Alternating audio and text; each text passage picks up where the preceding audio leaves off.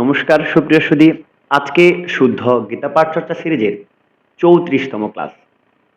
আজকে আমরা শিখব শ্রীমদ্ ভগবদ গীতার প্রথম অধ্যায়ের ৩৪ নম্বর শ্লোকটি। তার পূর্বে আপনারা সকলে কমেন্টে জানাবেন আমার এই শুদ্ধ গীতা পাঠ চর্চা সিরিজটি আপনাদের কতটুকু সমৃদ্ধ করছেন। আর হ্যাঁ, যারা এই শ্লোকটি প্রথমবার দেখছেন তারা যদি পূর্বের শ্লোকগুলি দেখতে চান তবে অবশ্যই উক্ত পেজে রিলস অপশনে প্রথম থেকে ৩৩টি শ্লোক ধারাবাহিকভাবে প্লেলিস্ট করা রয়েছে। চলুন মূল শ্লোকে মনোনিবেশ করি।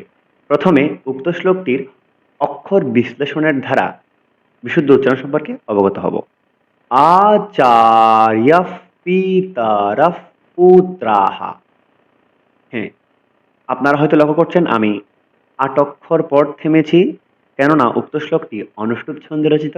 অনুষ্ঠুপ ছন্দে রচিত শ্লোকগুলোকে পাঠ করার ক্ষেত্রে আমাদের ৮ অক্ষর পরপর থেমে ছেদ দিয়ে পাঠ করতে হবে। এই জন্যই আচার্য পিতরঃ পুত্রাঃ। হ্যাঁ, এই চরণে বিসর্গ ব্যবহৃত হয়েছে একাধিকবার। সংস্কৃত শ্লোক উচ্চারণে বিসর্গের একাধিক নিয়ম রয়েছে, অর্থাৎ বিসর্গ উচ্চারণের একাধিক নিয়ম রয়েছে। ছন্দের গঠন অনুসারে বিসর্গ যদি মাঝখানে থাকে, অর্থাৎ ১ থেকে ৮ অক্ষরের মধ্যে থাকে, তবে পরের বর্ণটি দ্বিতীয় উচ্চারণ করতে হয়, অর্থাৎ পরের যে ব্যঞ্জনটি থাকবে সেই ব্যঞ্জনটি দুবার উচ্চারণ করতে হয়।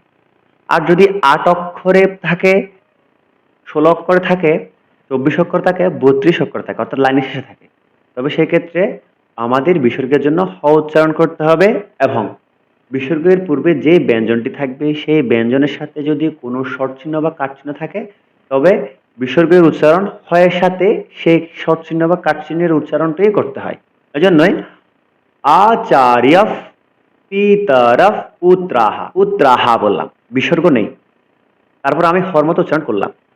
আমাদের খেয়াল রাখতে হবে ছন্দের গঠন অনুসারে অনুষ্ঠুপ ছন্দ হলে ৮ অক্ষরে যদি ৩ ধরনের স, র, ঔকার, অর্থাৎ তালবস্য, মূর্ধন্য ষ, দন্ত স, ৩ ধরনের স, র, ঔকার, এই ৫টি বর্ণ বা চিহ্নের মধ্যে যে কোনো একটি থাকলে পরবর্তীতে আমাদের বিসর্গের ব্যবহার করতে হবে।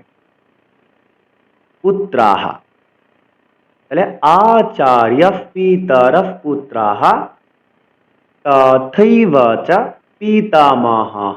৮, তথৈব চ পিতামহঃ।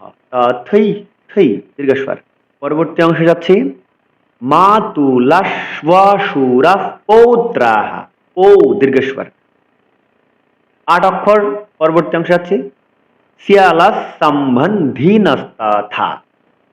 শিয়ালঃ সম্বন্ধীনস্তথা। ৮, ৮, ৮, ১৬, ১৬, ১৬, ৩২।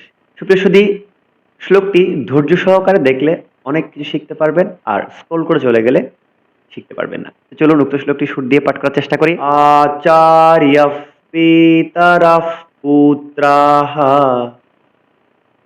তথৈব চ পিতামহঃ মাতুলাশ্বাশুরঃ পৌত্রাঃ শ্যালঃ সম্বন্ধিনস্তথা।